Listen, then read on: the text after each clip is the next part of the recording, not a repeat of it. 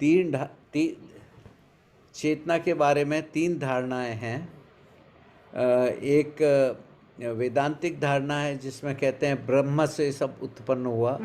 एक वैज्ञानिक धारणा है जिसमें कहते हैं मैटर से सब उत्पन्न हुआ।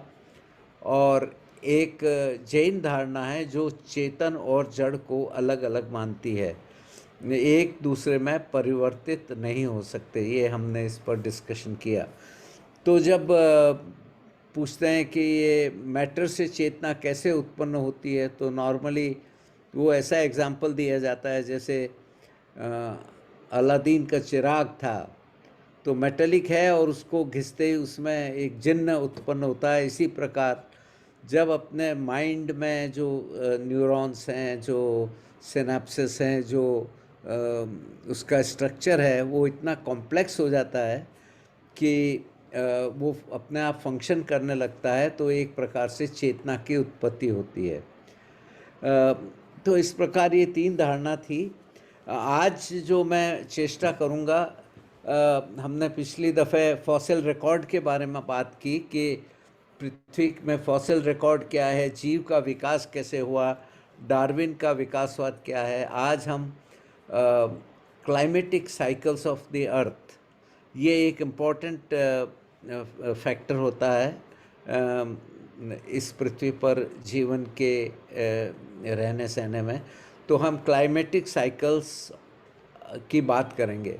पिछली दफ़ा हमने एक्सटिंक्शन इवेंट, जिसको मास एक्सटिंक्शन कहते हैं, जो पांच मास एक्सटिंक्शन हो चुके हैं अब तक, और 5 ऐसे रिवॉल्यूशन हो गए हैं, उनके बारे में चर्चा की थी। तो मैं अभी एक कुछ स्लाइड्स दिखाना चाहूँगा।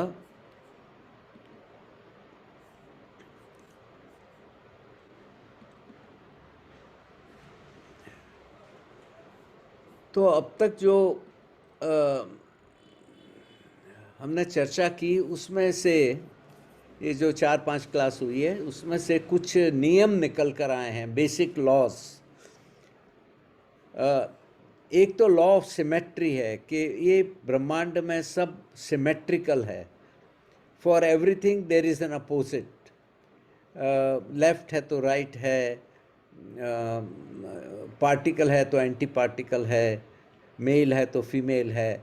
तो एक लॉ ऑफ सिमेट्री एक बहुत पावरफुल एक लॉ है, उसके बारे में हमने शुरू में चर्चा की थी। दूसरी बात हमने ये बताई थी कि ये जो ब्रह्मांड बना है, इसमें दृश्य भी है, जो कुछ दिखाई देता है हमको, और वो बहुत थोड़ा है, और अदृश्य जो है वो बहुत अधिक है। फिर कुछ अव्यक्त है जो अभी मैनिफेस्ट नहीं हुआ, कालांतर में कभी होगा, पोटेंशियली वो मैनिफेस्ट होने वाला है। और कुछ अव्यक्तव्य है, यानी कुछ ऐसी चीज़ें हैं जो डिस्क्राइब नहीं की जा सकती, वो लैंग्वेज में या गणित के द्वारा या फिज़िक्स के द्वारा हम उनको डिस्क्राइब नहीं कर सकते। तो वो अव्यक्तव्य है, वो इनडिस्क्राइबेबल है। तो अदृश्य होने के दो कारण हैं एक्चुअली।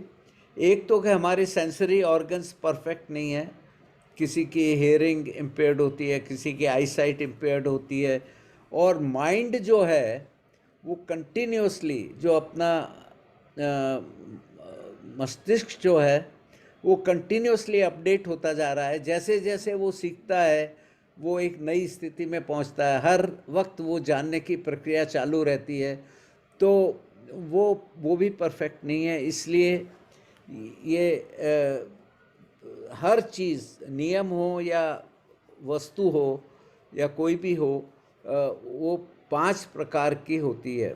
इसके बाद में हमने ये भी बताया कि यूनिवर्स बिल्कुल शून्य भी है और वो परमाणुओं से पैक्ड भी है। And everything living and non living is intimately connected. हमने वननेस के बारे में बात की, सेल का एग्जांपल लेकर के, on the whole universe functions for us. एक now this excuse is me the sir. हाँ। हाँ, आपकी स्क्रीन विजिबल नहीं है तो उसको रिसाइज कर दो सर। अच्छा, विजिबल नहीं है। नहीं। Okay, I will resume share and again Now Still the same thing. you cannot see my slides? No, no one. Oh, I don't know what to do. आप एक काम कीजिए, उसको बंद कर दीजिए और वापस ऑन कीजिए. बस वही किया है मैंने. And we talked about Gaia, that whole universe and whole earth is one macro organism. It works in synchronicity, order, without interference, helping each other in full cooperation, and so on. And then we defined life as order. Anything in order which has less entropy than the surroundings is living. That is what many philosophies say. So today, as I said, we'll start with climatic cycles. Now, we discussed this fossil record that starting with the monocellular organisms, things have evolved to multicellular organisms, and then to fishes and mammals and trees and so on, and to man. So this is the evolutionary sequence which is found in deep sea sediments. तो इसका lesson ये है कि the whole universe exists for us to live and survive. There is nothing in the universe which is useless. You remove one thing and our life will be affected. God has not created, if you want to say like that, anything which is wasteful, which is useless, which is not functioning, which is not taking part in the whole system of universe, in the processes which run the universe. So this is a big lesson, and I think I want to add one more thing to it. We talked about our place in the universe, कि हमारा ब्रह्मांड में जो है स्थान बहुत नगण्य है. वो हमारी गैलेक्सी ऐसी अरबों गैलेक्सीज है, उसकी एक गैलेक्सी के आउटर आर्म में हम स्थित हैं. ओरायन आर्म में वो नेग्लिजिबल आर्म है, और हमारा सूर्य है वो भी एक बहुत ऑर्डिनरी टाइप का छोटा सितारा है. कोई विशेष बात नहीं है, पर एक विशेष बात हमको ये भी ध्यान में रखनी चाहिए कि पृथ्वी के ये अलग अलग जो कॉन्टिनेंट्स हैं, जैसे नॉर्थ अमेरिका है, ये अफ्रीका है, बड़े बड़े कॉन्टिनेंट्स है, ये यूरेशिया है, और इसके अंदर इंडिया भी है. यहाँ ये इंडिया है छोटा सा, shape of the heart you can see, and Antarctica and south America and so on. They were all together, ये सब जुड़े हुए थे. अभी इतने वार वगैरह चल रहे हैं और एक एक इंच जमीन के लिए झगड़ा हो रहा है, लेकिन प्रकृति में ये कोई बहुत पुरानी बात नहीं है, करीब 250 मिलियन ईयर्स पहले की बात है, कि सारे कॉन्टिनेंट जुड़े हुए थे, सब एक दूसरे से लगे हुए थे. और जैसे समुद्र में जहाज चलते हैं वैसे इसके टुकड़े हुए और चलने लगे. और अब जो स्थिति आपको पता है कि अमेरिका हमसे दूर हो गया और अफ्रीका दूर है, हम यूरेशिया से हमने जाके जो भारत का जो कॉन्टिनेंट है इसने जाके एशियन कॉन्टिनेंट से टकराया और वहाँ हिमालय की उत्पत्ति हुई. तो ये चीज़ें बड़ी शाश्वत हैं कि हर चीज़ मूव हो रही है, हर चीज़ एक साथ जुड़ी हुई है और अलग होती है और फिर जुड़ जाती है. तो आज जो हम बात कर रहे हैं वो क्लाइमेटिक साइकिल्स की बात कर रहे हैं, और इसके लिए आवश्यक है कि हम ये देखें कि पृथ्वी पर क्या हो रहा है. ये सूर्य है और पृथ्वी इसके चारों तरफ घूम रही है. तो कभी ये इसका जो ऑर्बिट है वो एलिप्टिकल ऑर्बिट है, कभी ये छोटा हो जाता है, कभी ये बड़ा हो जाता है, कभी ये पृथ्वी सूर्य के पास आ जाती है और कभी ये पृथ्वी दूर चली जाती है. इसको हम सेमी मेजर एक्सिस कहते हैं, इसकी एलिप्टिसिटी.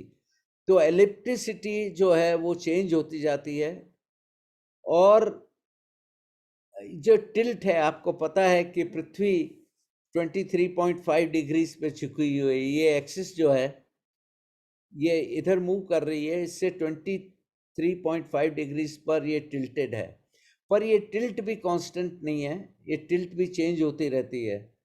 और ये 0 से लगा के 23 डिग्री एंड -23 डिग्री, इस प्रकार ये इसकी टिल्ट जो है वो भी with a period of 41,000 years it keeps on changing, and it precesses, ellipticity changes, so there are many changes taking place, but how does it affect us, हम पर इसका क्या प्रभाव है, ये बहुत इम्पोर्टेंट है।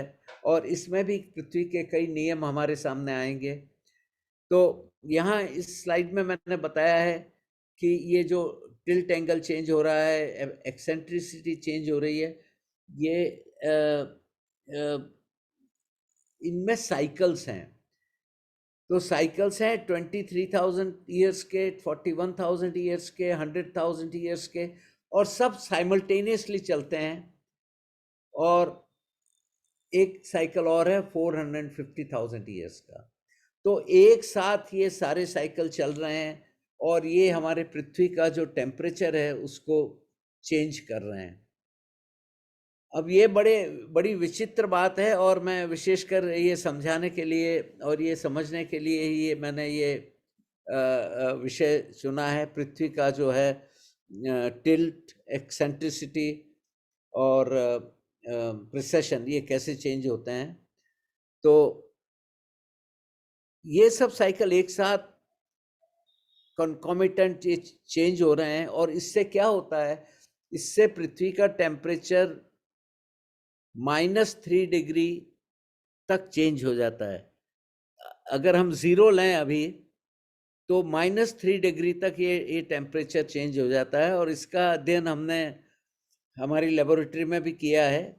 आप डीप सी सेडिमेंट्स लें और उन पर उनका अध्ययन करें, तो ऑक्सीजन जो है, पानी की ऑक्सीजन या जो सेडिमेंट में ऑक्सीजन है, वो 3 प्रकार की होती हैं, 16, 17 एंड 18। ये उसका भार होता है हाइड्रोजन के कंपैरिजन में। तो 16 to 18 ratio is continuously changing, and that depends on temperature. So by studying this oxygen isotope ratio, we can determine the change of temperature on the earth. और ये बहुत important है point, क्योंकि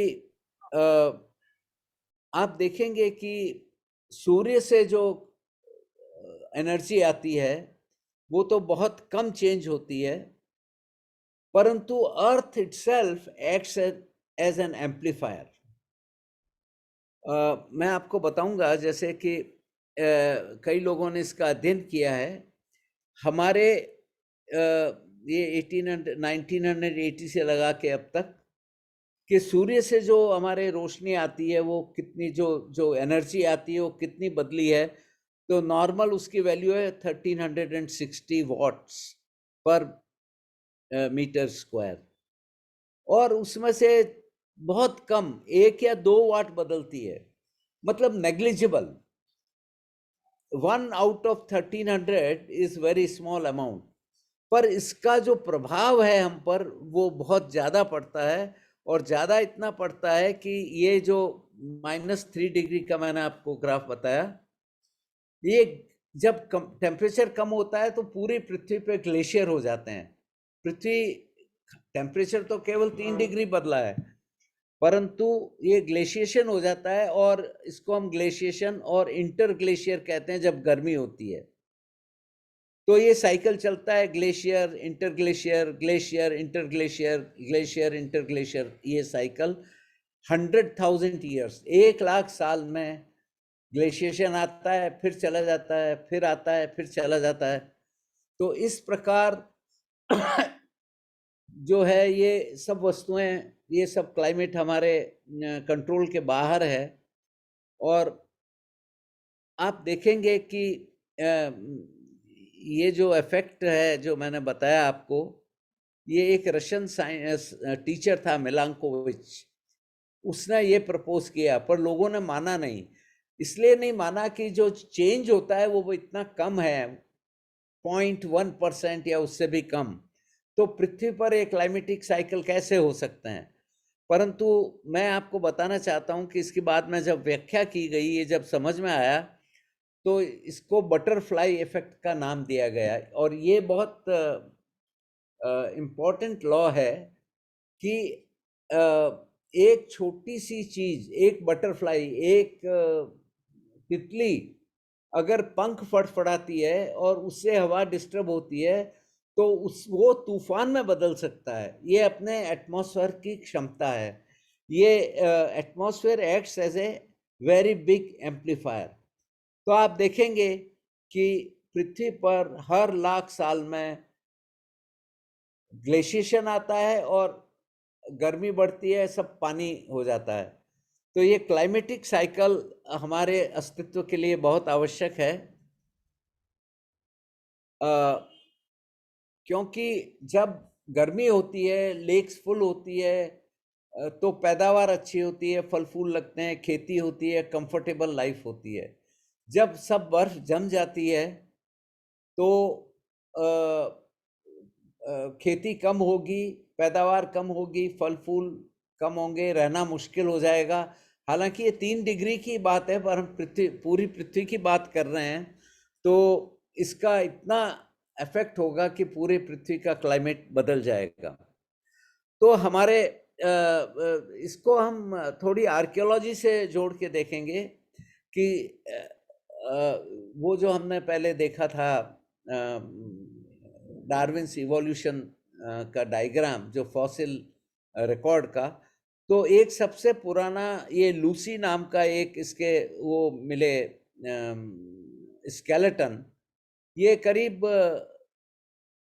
3 million year old हैं, 30 लाख साल। और 30 लाख साल में ये लूसी जो एक बंदर के माफिक छोटा सा पशु था, वो धीरे धीरे करके एक जो मॉडर्न मैन है, जिसको हम होमो सेपियन कहते हैं, इसमें बदल गया। तो ये इवोल्यूशन है। ये मेरे ख्याल से इस चित्र में अच्छी तरह दिखाया गया है कि ये लूसी है, इसका नाम रखा गया लूसी। ये एक बंदर है, एक मानव और बंदर के बीच का पशु है। इसका स्केलेटन मिला अफ्रीका में, फिर उससे हाइडलबर्ग मैन एक स्केलेटन, इसका जो एक ढांचा मिला जर्मनी में, फिर नेब्रास्का में, फिर पेकिंग में, फिर जगह जगह जो मिले, इन सबको जोड़ करके ये मॉडर्न मैन है, इसकी सीक्वेंस बनाई गई। तो ये किस पे डिपेंड करता है? ये सब क्लाइमेट पर डिपेंड कर रहा है। जो मैंने क्लाइमेट की बात की, उसके साथ ही मनुष्य का डेवलपमेंट होता है।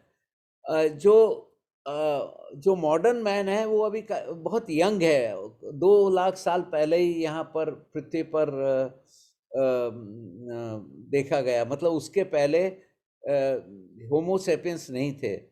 तो सबसे पहले उन्होंने एक स्टोन एज ऐसे टूल्स बनाए पत्थर से, और ऐसे ये सब मिले हैं।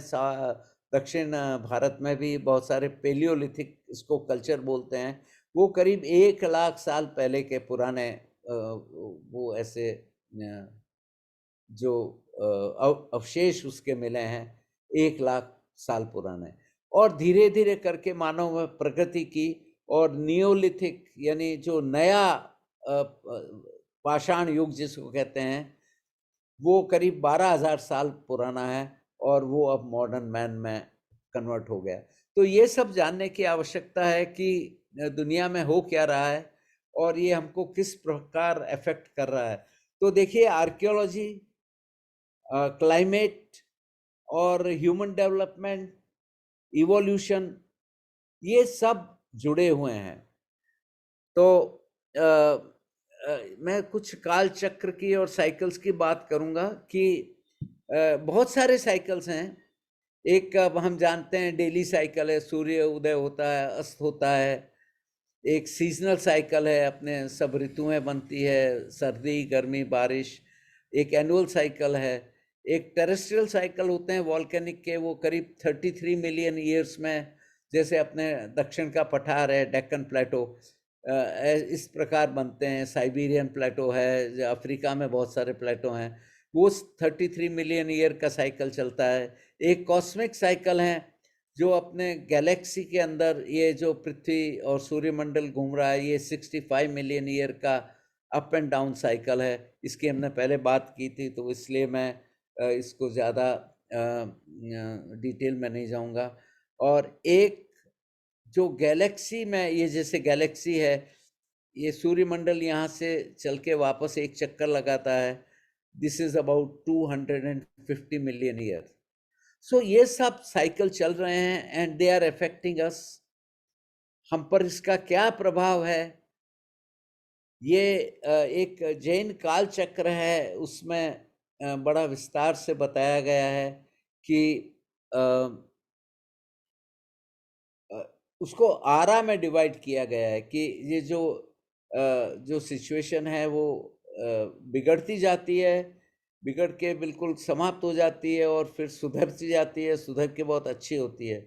तो हमारे विचार में ये क्लाइमेटिक साइकिल है, और हमने ऐसा पता किया इसका कि ये साइकिल जो है वो 21,000 साल का साइकिल है।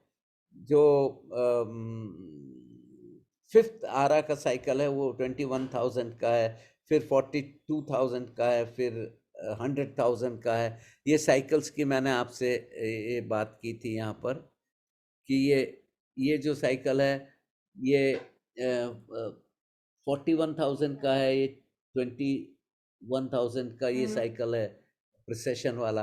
ये सब मिलकर के हमारा जो क्लाइमेटिक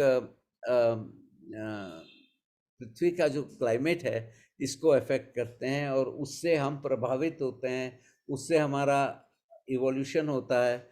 और ये यहाँ पर हमने ट्रेडिशनल कंसेप्ट ऑफ जैन काल चक्र, उनको उन्होंने हैप्पी यानी सुषमा सुषमा सुषमा सुषमा दुखमा दुखमा दुखमा सुखमा दुखमा दुखमा, इस प्रकार 6 आरा में डिवाइड किया है। इनके टाइम पीरियड नहीं मैच कर रहे हैं, इस पर बहुत डिस्कशन हो चुका है, परंतु जो लास्ट जो है ये आरा, ये जो फिफ्थ आरा है, सिक्स्थ आरा है, ये 21,000 ईयर्स का है। तो ये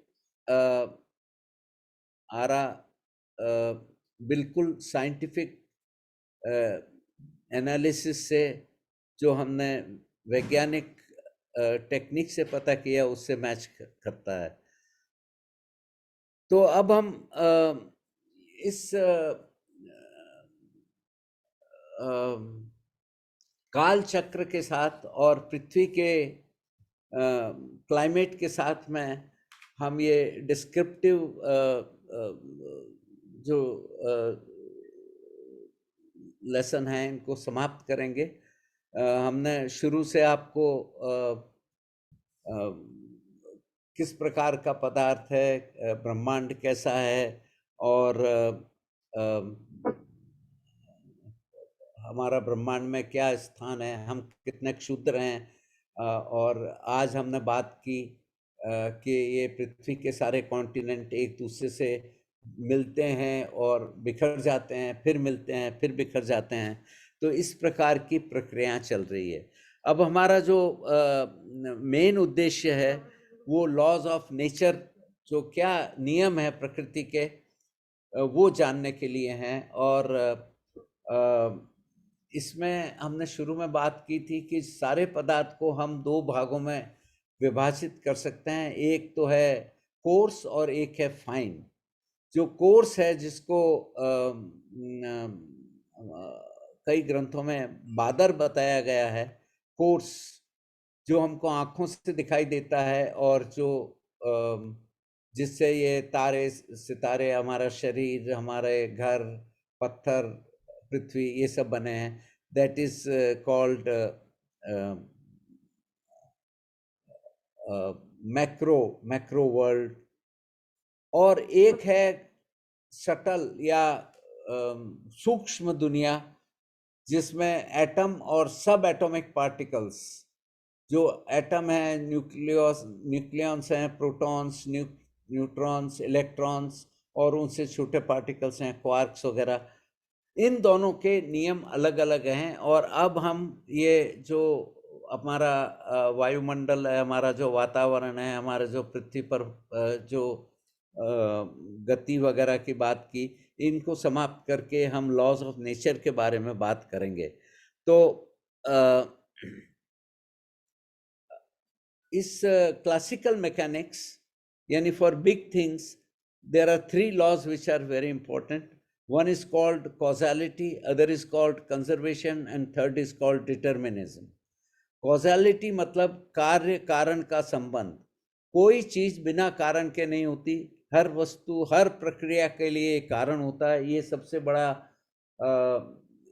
जो सिद्धांत है कॉजालिटी का, कि there is no effect without a cause, every effect has a cause. There are no miracles, there are no coincidences, everything occurs according to some laws. That is called the law of causality. दूसरा जो नियम है वो law of conservation है। कोई चीज जो कोई भी वस्तु हो, कोई भी पदार्थ हो या कोई भी जीव हो, वो नष्ट नहीं होता है। मतलब nothing is destroyed for ever, nothing is created from nothing, nothing is converted into nothing, everything has an essence which continues ad infinitum. तो इस नियम से ये जो इटर्नल हम कहते हैं कि विश्व अनादि है, अनंत है, इसका कारण ये लॉ ऑफ कंजर्वेशन है, क्योंकि हम उसको न तो नष्ट कर सकते हैं न हम उसको उत्पन्न कर सकते हैं। There is no origination and there is no destruction. And the third law is determinism. Everything can be predicted with precision. Determinism means everything follows a certain rule. You can predict the future and you can understand the past. For example, if the earth is moving at the rate of 30 kilometers per second around the sun, then you can tell precisely where it will be after 1 second or 1 hour or 1 day or 1 year and so on. So these three laws apply to what I call as coarse objects, whereas in the fine world,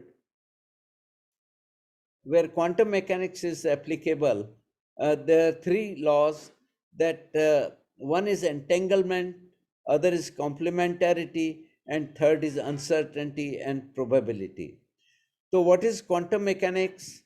Telling about this very fine particles, subatomic particles, is that everything is connected with everything else.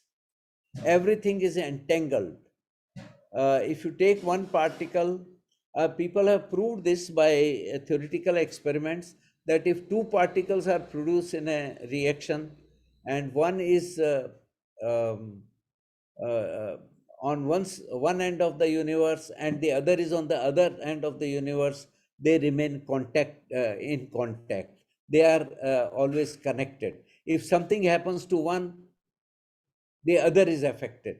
Now, this is very, very difficult thing to understand, because we'll discuss now in future that there is a limit to transfer of information as governed by Einstein's theory of special relativity. But how this happens, we don't know. We only know that it happens, and this is a fantastic thing to know that all particles probably and all living beings are connected with each other. They are entangled. The other thing is complementarity. Complementarity means that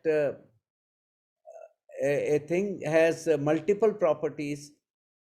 For example, an electron can be a wave or can be a particle. Some people call it a wavicle because we don't know whether it is in essence a particle or a wave. So complementarity means that two properties, when we understand both of them, they help us understand the totality. Just by understanding the wave nature, we cannot understand a particle fully or an electron fully, or by understanding the particle nature, we cannot say it is like a grain of sand or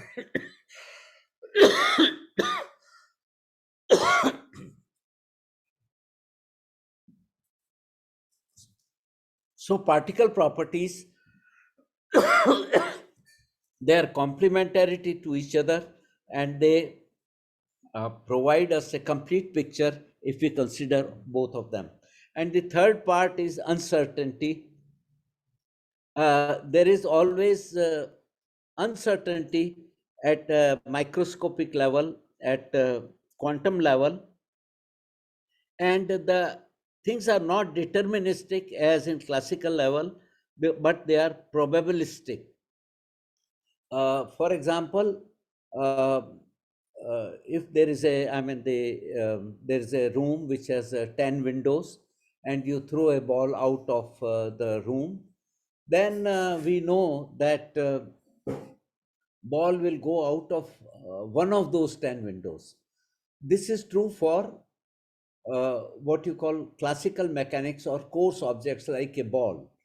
But instead of ball, if you take an electron and throw it out of a hole in the wall, and there are 10 holes, it can either go through one hole or the other hole or all the 10 holes, depending on how the wave behaves.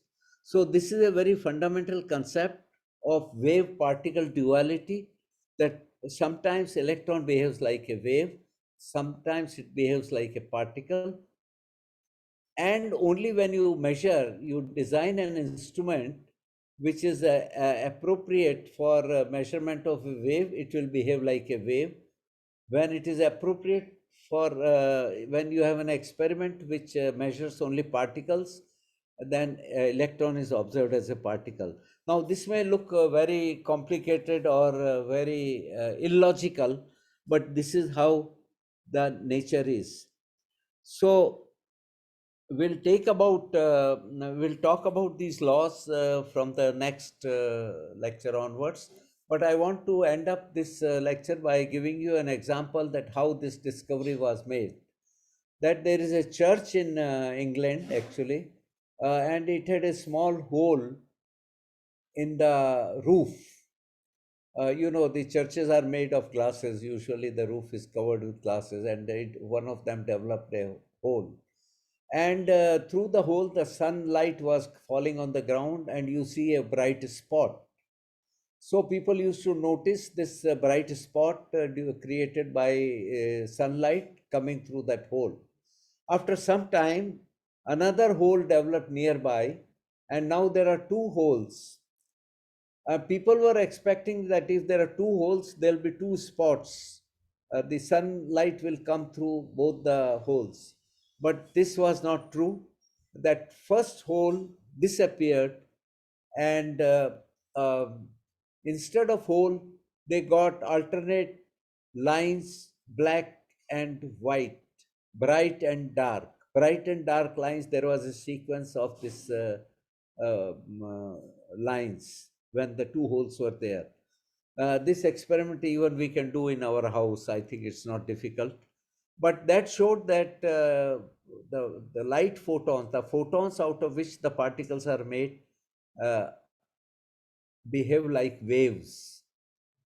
And this is a topic we are going to take from future in the next class. And then we'll concentrate on various laws of physics. So here I would like to close. If there are any question in the last 5 lectures, I would like to ask you if you have any questions, and we'll continue next time with laws of nature. Sheshaben, I think I'll close here because Yeah. Sir we can sir have overall question answer session here. हाँ हाँ sir, अपना आप screen share of कर सकते हो।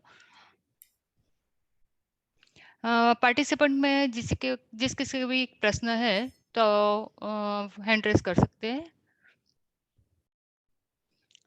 हाँ कमला जी, आप अपना क्वेश्चन पूछ सकते हो। जय जिनेन्द्र आप सबको। मेरा प्रश्न ये था कि आपने जो बताया साइंस के हिसाब से कि मिलियन ईयर्स में प्रकृति अपना एनवायरनमेंट चेंज करती है, ग्लेशियर्स बनाती, फिर वापस गर्म होता है, फिर वो मेल्ट होते हैं। तो आज की तारीख में जो भी ये ग्लेशियर्स एंटार्क्टिका से, तो वो मानव से रिलेटेड नहीं, मानव के द्वारा क्रिएटेड नहीं है और नेचुरली है, या वो उनका भी कोई कंट्रीब्यूशन है? देखिए, अब तक जो हुआ है एक्चुअली ये 1 लाख साल का साइकिल है, 1 मिलियन का नहीं है। और अभी हम उस स्थिति में हैं कि ये आगे वाले समय में ग्लेशिएशन होने वाला है। तो ये नेचुरली ये ग्लेशिएशन होने वाला है जो 100,000 ईयर्स का साइकिल है उसके हिसाब से। परंतु अभी पिछले 100 साल में just with the advent of industrial age, right from 1860 or something, हमने इतनी कार्बन डाइऑक्साइड पैदा की है कोल जला जला के कि पूरे एटमॉस्फेयर की कंपोजिशन बदल गई है। नॉर्मली 300 पार्ट्स पर मिलियन होती है इसमें कार्बन डाइऑक्साइड एटमॉस्फेयर में, अभी ये 600 पहुंच गई है। और इसका असर ये ग्रीन हाउस इफेक्ट, जो ग्लोबल वार्मिंग जो बात करते हैं कि सूर्य की किरणें आती है और वो वापस बाहर नहीं जा सकती, वो इसके अंदर ट्रैप हो जाती है अपने एटमॉस्फेयर में, क्योंकि कार्बन डाइऑक्साइड वो उनको नहीं जाने देता बाहर। तो ये साइकिल जो है वो डिस्टर्ब हो गया है। अभी ग्लोबल कूलिंग होने वाला है, कब होगा एग्जैक्टली हमें पता नहीं, 100 साल में या 500 साल में या 10 साल में, कभी भी होने वाला है नेचुरल साइकिल के हिसाब से। Superimposed on that we have this anthropological जो मैन मेड साइकिल या man made change in the environment carbon dioxide को की वजह से। तो अभी एक्चुअली गर्मी हो रही है, it's called global warming. But कुछ ऐसे वैज्ञानिक भी हैं जो कहते हैं कि बहुत शीघ्र ग्लोबल कूलिंग भी शुरू हो जाएगी according to the natural cycles. तो इसकी स्थिति ये है कि ये 1 लाख साल का जो साइकिल है ऑपरेटिव है, और हम अभी उसके बिल्कुल कम होने वाले स्थिति में है कि टेम्परेचर -3 डिग्री हो जाएगा कम। जो अभी टेम्परेचर है उससे 3 डिग्री कम हो जाएगा ग्लोबल टेम्परेचर। और परंतु इसके ऊपर ये जो एंथ्रोपोजेनिक जो मैन मेड ग्लोबल वार्मिंग है ये भी उसके साथ चल रही है। तो एग्जैक्टली इसका नेट इफेक्ट क्या होगा हम नहीं कह सकते। और सब कुछ ये मानव को ही रिस्पॉन्सिबल बना रहे हैं, ह्यूमन क्रिएटेड है, तो फिर वो कहाँ तक रिस्पॉन्सिबल है?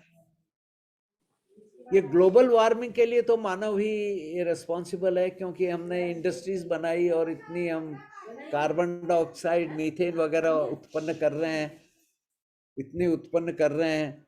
तो ये तो मैन मेड ही है, तो man is responsible for it. जो करंट 100 ईयर्स जो पास्ट सेंचुरी का जो रिकॉर्ड है उसमें मनुष्य का कंट्रीब्यूशन बहुत अधिक है, और वो नेचर के साइकिल पर ओवर राइडिंग है, ऐसा मैं कह रहा हूँ।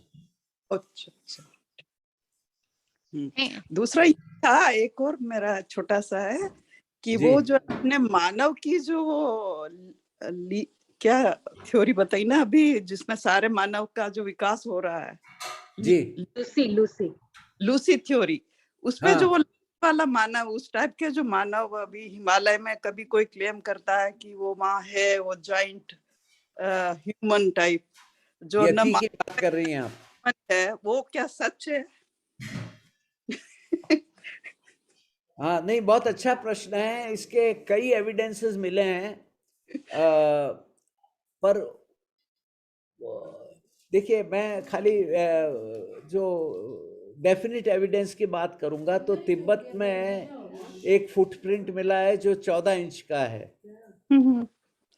तो और एक इसरो की टीम भी गई थी कुछ साल पहले, तो उन्होंने भी कुछ ऐसा उसका वीडियो लिया है, एक येती जिसको कहते हैं हम, या येती। हिम मानव, या तो उसका वीडियो भी लिया है। और ये काफी संभव है कि कहीं ऐसे भी हो सकते हैं जीव, लेकिन अभी उनसे हमारा संपर्क किसी का हुआ नहीं है। कुछ लेक में भी ऐसी किसी ने वीडियो निकाले हैं कि वो कभी बाहर आता है लेक से और दिखाई देता है और फिर लेक में चला जाता है। मतलब वो पानी का जीव भी हो सकता है और बर्फ का जीव भी है।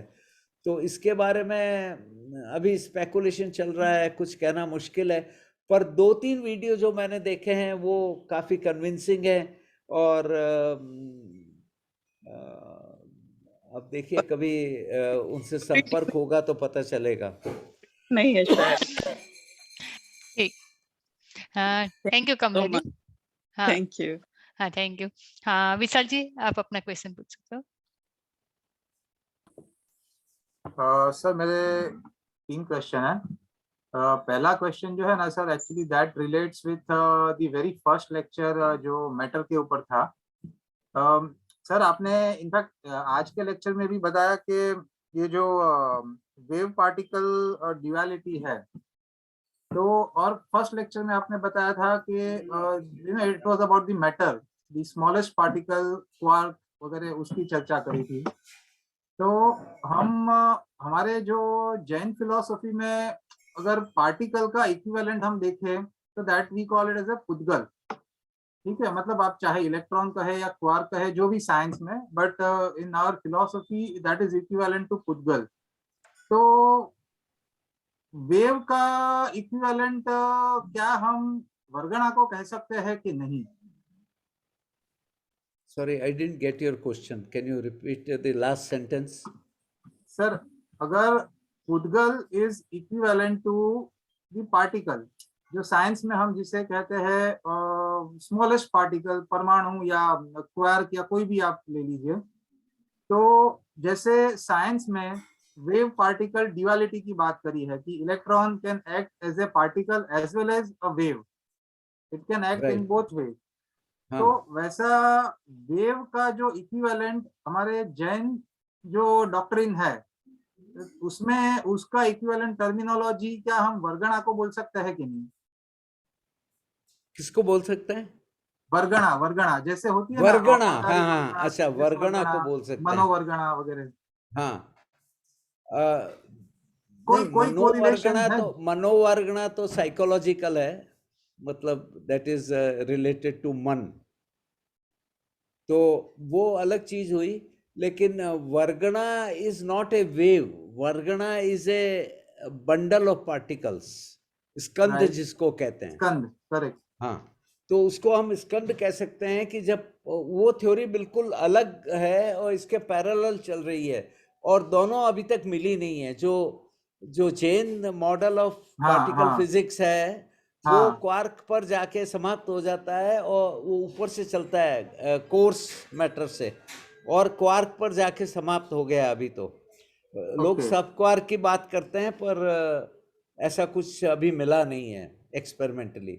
और जो जैन पुद्गल है वो परमाणु से आगे बढ़ के जुड़ करके वो इंटीग्रेशन से चला है, और वो कई प्रकार की 23 टाइप्स ऑफ वर्गणा जो कहते हैं, महास्कंद वर्गणा एंड सो ऑन जो है, उसमें साइकोलॉजिकल वर्गणा भी है, भाषा वर्गणा, मनोवर्गणा वगैरह, और फिजिकल वर्गणा भी हैं।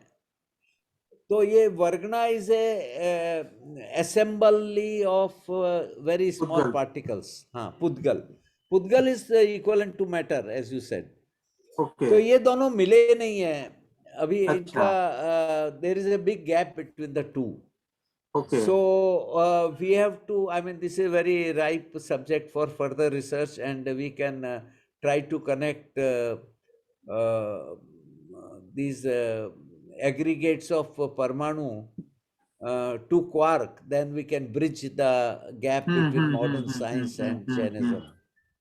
क्योंकि सर ये क्वेश्चन इसलिए आ रहा था मुझे कि अगर I mean there should be an equivalent terminology of the wave, अलग अलग प्रकार के जो वेव्स है, चाहे वो आप इलेक्ट्रोमैग्नेटिक वेव्स हो या लाइट वेव्स हो या एकॉस्टिक साउंड वेव्स हो, तो मतलब उसके इक्विवेलेंट उसकी टर्मिनोलॉजी में हमारे पास अगर पार्टिकल की है तो वेव की होनी चाहिए, somewhere it should have some correlation. They talk about wave and particles in connection with Atma in Jainism. Okay. There is a discussion that when somebody dies, then the soul, आत्मा जो है वो पूरे ब्रह्मांड को भर लेती है, वो चली जाती है एज ए वेव. हाँ हाँ हाँ हाँ. जो जैन थ्योरी ऑफ डेथ है उसमें the death is in 2 steps as I understand. One is first it will go somewhere and find out where it is to be reborn, then come Okay. back, and then the whole thing will go like a ball.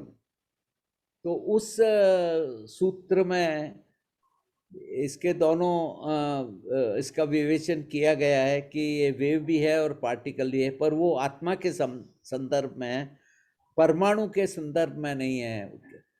हालांकि कहीं ऐसा भी मिलता है लिखा हुआ कि वो एनर्जी है, परमाणु is nothing but A cluster of energy. Okay. तो but see it's not necessary कि वो लोग मॉडर्न लैंग्वेज अपनी जो डेफिनेशंस हैं इस हिसाब से लिखें, but we have to try to understand. And I think matter is a subject of both science and Jainism, so they should be compatible and they should agree with each other, but we have to bridge Correct. these gaps. Correct. Sir दूसरा एक question था, वो हमारे last lecture के संदर्भ में था. आपने उसमें सर एक एंट्रोपी के बारे में बात करी थी कि entropy is it's a randomness, it's a energy which is not available for doing any useful meaningful work. ठीक है. नहीं, ऐसा नहीं है. Entropy is the amount the of measure of- useful, हाँ, measure of useful work you can extract. That is how it is defined. Correct. So Right. Sir ये एक उसकी डेफिनेशन हो गई. Now you know coming to the second law of thermodynamics, जिसके अनुसार temperature और entropy ये दोनों की जो रिलेशनशिप है वो इनवर्स है. मतलब as you increase the temperature entropy reduces. Thermodynamics Yeah, में the वो जो TS डायग्राम जो है, yeah, you are right. Extractable work is more at a higher Correct. temperature, right? आप जो PV डायग्राम और TS डायग्राम हम एक बेसिक जो एक बताते हैं उसमें वो इनवर्स रिलेशनशिप है. जैसे टेम्परेचर बढ़ाएंगे एंट्रोपी कम होती है, मतलब डिसऑर्डर कम हुआ, it is coming into the order now, more refined order. अब सर ये जो नियम है, अगर हम हमारे एक प्रैक्टिकल लाइफ एक्सपीरियंस में अगर ये इसके बारे में सोचे, व्हेन वी गेट फीवर, जब हमारे शरीर में कोई रोग कोई आता है, कोई वायरल अटैक या कुछ भी हुआ, that time our temperature increases. Body का जो एक मैकेनिज्म है, बायोलॉजिकल मैकेनिज्म, वो टेम्परेचर को बढ़ा देता है. तो वो तो फिर by this law of thermodynamics, it is in fact it's a beneficial that it is trying to restore the order, which is I mean जो एंट्रोपी आपकी बढ़ गई थी, डिसऑर्डर बढ़ गया था, that resulted into the disease. तो ये टेम्परेचर बढ़ने से तो वो डिसऑर्डर अभी कम हो रहा है, and in fact body is now restoring itself. तो ये जो बुखार आना, फीवर आना, वो तो बेनिफिशियल है, isn't it? ऐसा है कि the concept of entropy is applicable to physical systems. Now you have come to biological system. Right. Now here, in general, a biological system, the order is higher and entropy is very changes. I mean, it's very negative. So biological system is different from a thermal or thermodynamic or a physical system. So I don't think we can discuss in that term that when you have fever, then your order has increased. I don't think that is uh, a valid thing. It's a different process. It is a heat generated by the disease. Temperature is a symptom. Sir, it is the symptom of your body acting against that, some disorder. ये मैं कह रहा हूँ कि that is not the symptom of, you are getting further into the state of disorder. So I don't think that sir, अगर this is thermodynamics applicable. के या ये जो हाँ, फिजिक्स हाँ। के लॉ है, रूल है, वो तो हर जगह पे इक्वली हाँ, हर जगह पे लागू. That is true. There is no place. They are applicable everywhere. हाँ, There is whether it is a no biological system. system हाँ, or any system. yes. So I mean, I was just thinking on this. I mean, जब भी आपने last time ये lecture में, पिछले lecture में ये बताया, so I was just trying to connect the dot. I thought, I mean, let me clarify. Yeah. Vishal, I would like to say something.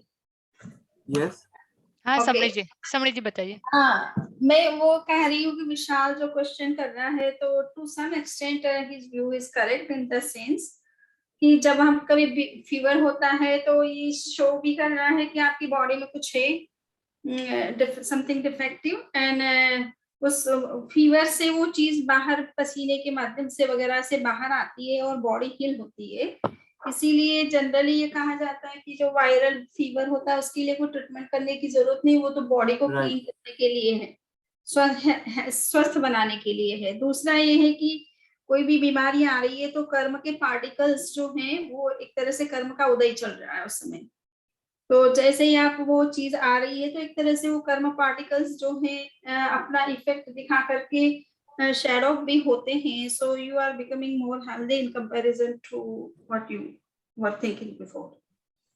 तो ये भी है कि उस दृष्टि से भी देखा जाए तो स्पिरिचुअली भी इसलिए कहा जाता है कि ट्रीटमेंट करने की जरूरत नहीं है, उसको टॉलरेट करो, एंड वो कर्म पार्टिकल्स का अपना प्रभाव है वो चला जाने के बाद बॉडी अपने आप में हो जाती है.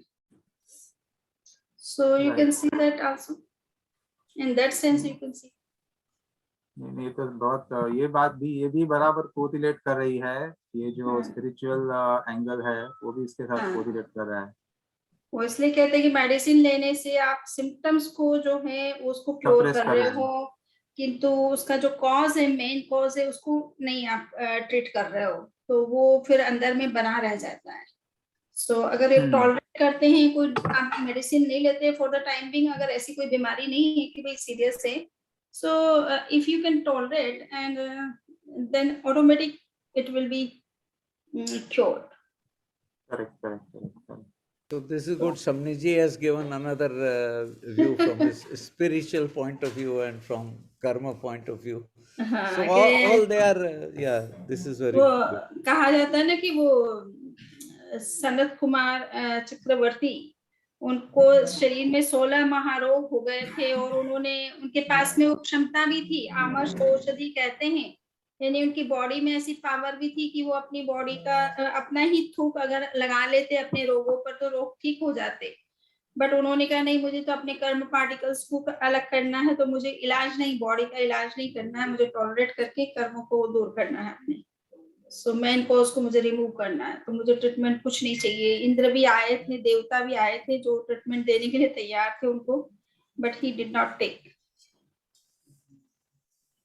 And Shamni ji, not even this, but इसके अलावा मतलब मैंने कहीं पे पढ़ा भी है ऐसा कि हमारे जो वाइट ब्लड सेल है, जो बीमारी में जो एक्टिवेट होकर के डिफेंड करते हैं, बॉडी को रिस्टोर करते हैं, तो in presence of heat they work better. I mean एक बायोलॉजिकल एक एंगल की बात है, but I am not sure, I mean on this aspect. मैं तो purely on the basis of this second law of thermodynamics, जिसमें direct correlation उसका एक ग्राफ होता है टेम्परेचर वर्सेस एंट्रोपी का.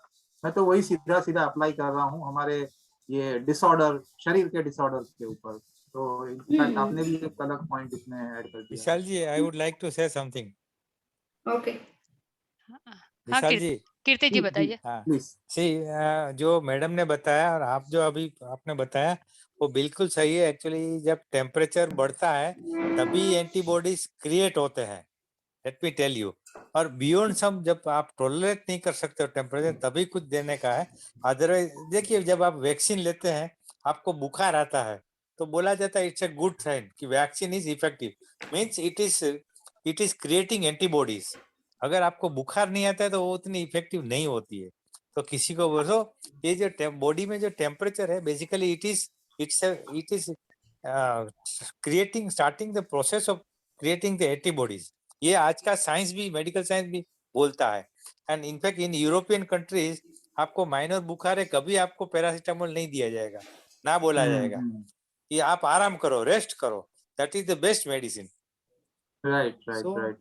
तो ये आज सप्रेस का नहीं साइंस करते भी बोलता फीवर है। को। हाँ, एंड जैनिज्म जो मैडम ने बोला वो भी सही है। So everything is I mean consistent connected. In my opinion. Correct. Yeah. Thank you.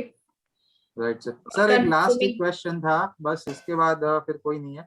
Sir, ये आपने आज के लेक्चर में कहा कि सोलर रेडिएशन हमारा लगभग कांस्टेंट है, very little difference, hardly about 1% approximately, much But- less than that. हाँ, even less than that. So despite that, temperature change इतना drastic हो रहा है कि like suddenly you are turning from heat wave to cold wave, मतलब इतना एकदम drastic हो रहा है। तो उसका क्या कारण क्या है कि जबकि सोलर रेडिएशन जो है वो तो लगभग कांस्टेंट है, apart from whatever human intervention. That is what I said. Yeah, you are right. That is what I said. It was not understood for a long time how this small change can bring ice age on the earth and how it can bring, high temperatures. But the whole atmosphere acts as an amplifier. This is the theory, and I try to use butterfly effect to explain it. That a small disturbance can be converted into a very large storm. So this is the butterfly effect, and this is how nature operates. It is not obvious normally कि ऐसा हो सकता होगा, लेकिन ऐसा होता है। तो this is something, if you want a correct world view, you have to take such things into account. That is what I wanted to point out. Here also I would like to add one thing. Here also I would like to say something. हाँ कीर्ति जी बताइए। See, it is already now known effect called El Nino. Means the temperature of Pacific Ocean rises by 0.5 degree over a year. That El Nino causes a effect of that is drought in Indian continent. You see, the global, what I am trying to say is the phenomena is, as Bhandari Sahab told, minor changes, a 0.5 degree change in the Pacific Ocean temperature will cause drought in the Indian continent. So that is the way, because everything is linked, entire globe. World temperature, environment, wind, everything is linked and interrelated. So if Pacific Ocean, suppose some drastic activities are there, because of that a specific temperature increase, not because of the sun, but even some localized activity, then also Indian continent will have a drought. Similarly, other thing is instead of increase, decrease is there, then it's a La Nino effect, where heavy rain will be there. That's all. So actually, yeah, what you said is right, Padia Sahab. The small things can be amplified by natural mechanisms. So that is how. So when they want to predict monsoon in India, they first go and measure the temperature at Brazilian coast and see whether it is Precisely. lower than or Yes, higher. sir. Yes. So this is one of the laws of nature. You see, that is how also this small change in temperature can bring ice ages on the earth. So that means relationship is not linear. ये non-linear system या जिसको complex, Right. It is not linear. If you write down the equations, yeah, it is non-linear. Right. Okay. Thank you, sir. समणी जी आप भी कुछ कह रहे थे इस बीच। हाँ बताइए। मैं ऐसे ही भंडारी साहब से पूछना चाह रही थी, जैसे आपने कहा कि बटरफ्लाई का से पूरा एक बिग स्टॉर्म आ सकता है, तो अपने तो डेली रूटीन में बहुत सारी बटरफ्लाईज भी हैं और ह्यूमंस का भी बहुत सारा इंटरफियरेंस है, तो उसका क्या इफेक्ट होगा फिर? Can you, Ashisha ji, repeat it? There was a lot of disturbance during that question. हाँ I- समणी जी, मैं अगर गलत हो तो आप करेक्ट करना। उनका पूछना ऐसा है कि अभी तो हम इतना सारा मतलब इंटरफेयर कर रहे हैं एनवायरनमेंट में या काफी सारी जगह पे नेचर में, तो इसकी तो क्या इफेक्ट हो सकती है, क्या उसका उसके बारे में आप कुछ बता सकते हो? नहीं, वो आपने बटरफ्लाई इफेक्ट की बात करी ना, कि एक हाँ। तितली का हिलने से इतना अगर बड़ा स्टॉर्म आ सकता है, तो दुनिया भर में कितना कुछ हो रहा है, और बटरफ्लाईज भी कितनी हैं और बाकी बर्ड्स भी कितने हैं, तो उससे क्या होना है मेक? नहीं, बटरफ्लाई इफेक्ट नाम इसलिए दिया है कि एक छोटी चीज प्रकृति द्वारा बहुत बड़ी की जा सकती है। इसका खाली नाम बटरफ्लाई इफेक्ट इसलिए दिया बताने के लिए। सर समणी It जी वही doesn't mean- समणी जी वही हाँ। कह रहे हैं कि हम लोग को हाँ। बटरफ्लाई और की बदले वो बर्ड्स बता रहे हैं, ह्यूमन लोग को, मतलब हाँ, हाँ। होमो सेपियंस को एक्चुअली। हाँ, तो क्या होगा, वी कैनॉट से, हाँ। We cannot say, you know, there are many things like resonances and amplification and things in nature. So छोटी चीज का कितना असर होता है, इसलिए the golden law is to disturb, make minimum disturbance during our due to our lifestyle. We don't know really. नहीं, वो डिस्टरबेंस की बात नहीं, जैसे जनरल रूटीन में हम इधर से उधर जाते हैं या फ्लाइट्स इतनी जा रही है, उनका तो क्या जबरदस्त वो है हिथ्रो, उस पे एयरपोर्ट पे, वो एरोड्रम पे कितनी फ्लाइट, एक 5 मिनट के अंदर, हर 5 मिनट के अंदर फ्लाइट आ रही है। जी। सो मतलब कहने का मतलब है कि इतनी फ्लाइट्स चल रही है, इतने सब कुछ हो रहे हैं, वो तो जरूरी काम तो इंसान के हमेशा होते ही रहेंगे और उसको तो स्टॉप किया भी नहीं जा सकता। बट मेरा ये कहना है कि इनसे फिर क्या होना है, इतना ज्यादा जो हो रहा है केवल एक तितली के बटरफ्लाई के पंख हिलाने से स्टॉर्म आ सकता है, तो इनसे क्या होना है? मैंने कहा नहीं, आपकी बात सही है, पर हर चीज का एम्प्लीफिकेशन नहीं होता है अच्छा, प्रकृति में. Not that every effect amplifies, some effects are also modulated and वो कम भी हो सकते हैं, वो दोनों तरफ चलता है. बड़े इफेक्ट का मॉडरेशन भी होता है और छोटे इफेक्ट बड़े भी हो सकते हैं. It depends on the system, पर atmosphere acts as an amplifier. That is what I wanted to say. और कोई प्रश्न है? करीब करीब तो नहीं है. कीर्ति जी, आपका कोई क्वेश्चन नहीं है ना?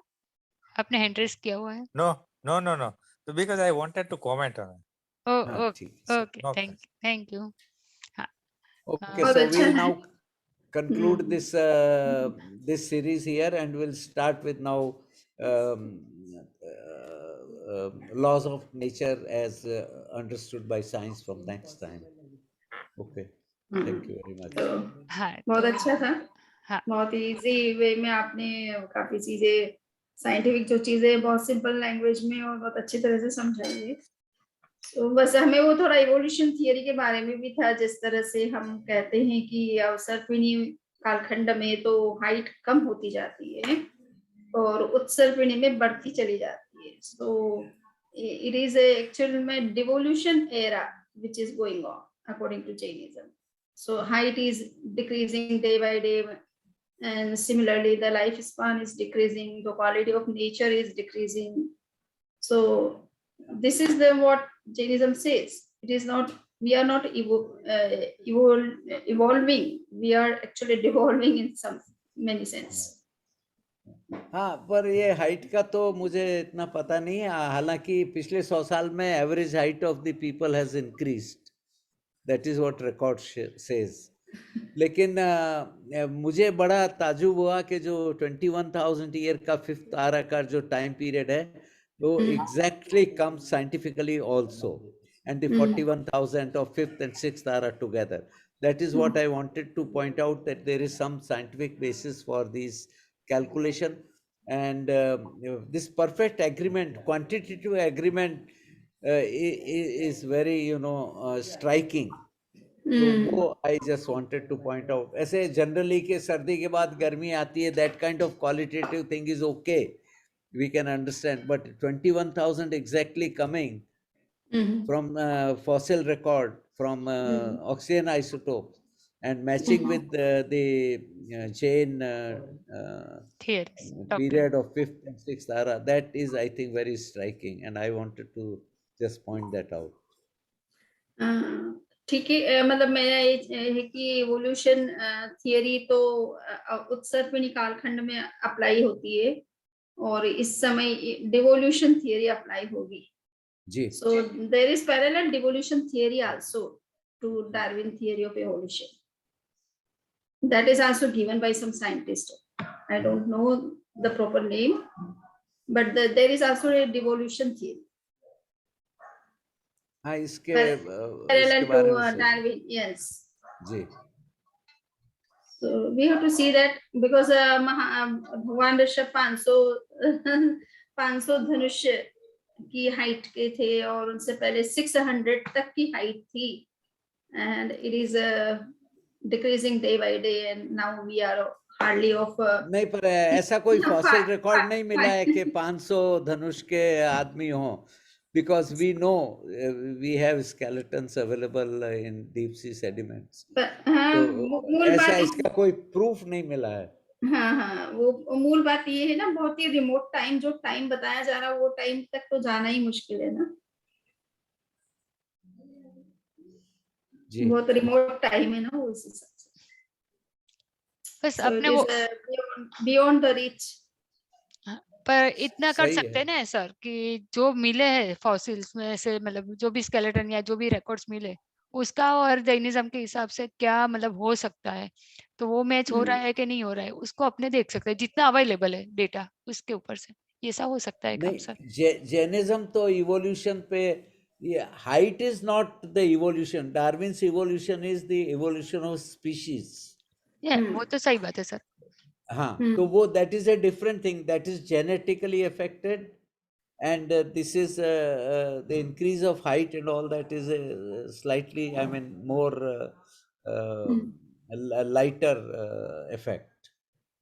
तो ये दोनों को जोड़ना बहुत मुश्किल है, because Jainism believes in a steady state kind of system in which there is no evolution.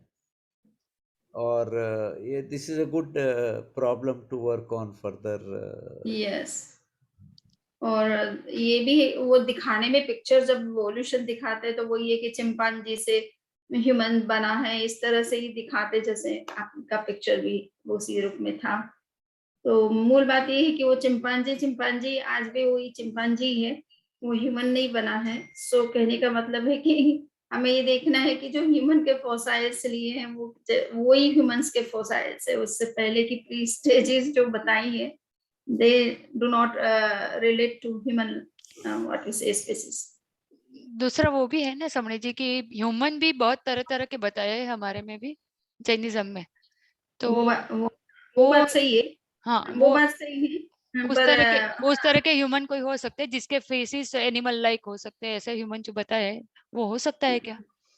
वो हो सकता है, वो भी सही है, परंतु अब मूल बात इतनी सी देखना है कि वो ह्यूमंस जहाँ अवेलेबल है वहां तक रिच है कि नहीं साइंस की. कहने का मतलब अंतर्द्वीप पर जो मनुष्य माने जाते हैं उनकी क्या रिच है. और थोड़ा बहुत ये हो सकता है कि एंशिएंट टाइम में, ठीक है, आज हम जितने एक कहना चाहिए कि सिविलाइज्ड फॉर्म में रह रहे हैं कि ड्रेस और रहने का हमारा रहन सहन का तरीका, और एक आम व्यक्ति जो होता है, आदम व्यक्ति होता है, जैसे आज भी आदिवासी हैं या प्रिमिटिव पीपल है, उनका रहने सहने का ढंग थोड़ा डिफरेंट ही होता है ना. तो दिखने में थोड़ा फेस डिफरेंट लग सकते हैं कुछ बातों में, बट समहाउ वो मतलब एनिमल से ह्यूमंस का इवोल्यूशन थोड़ा समझ में कम आता है लॉजिकली.